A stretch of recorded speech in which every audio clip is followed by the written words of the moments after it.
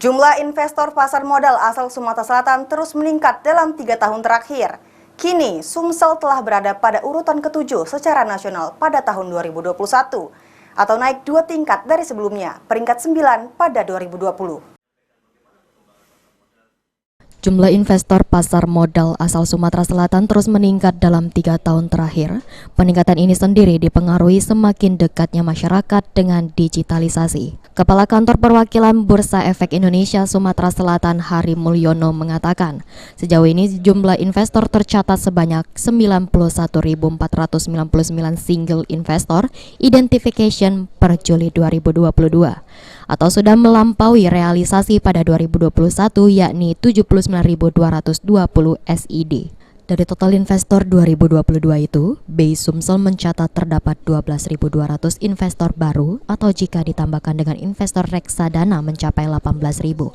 Berdasarkan pemeringkatan jumlah investor, kini Sumatera Selatan telah berada pada urutan ke-7 secara nasional pada 2021 atau naik 2 tingkat dari sebelumnya peringkat 9 pada 2020.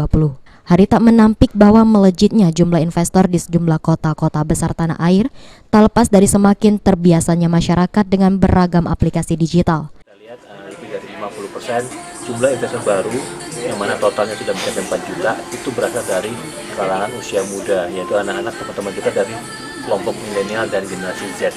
Sehingga perlu bagi Bursa Efek Indonesia dan pasar modal secara umum memberikan edukasi lebih dalam, lebih lanjut mengenai pemahaman terhadap kegiatan aktivitas investasi di pasar modal. Karena kita tahu aktivitas investasi di pasar modal selain memang memberikan opportunity imbal hasil yang menarik dalam investasi, juga mengandung unsur risiko yang harus dipahami agar aktivitas investasi menjadi lebih baik di masa depan.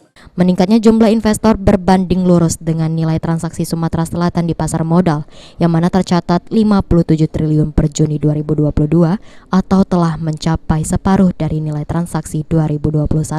Namun perlu digarisbawahi bahwa mayoritas masih didominasi dari kota Palembang yakni mencapai 52 triliun. Oktal Farizi, PAL TV.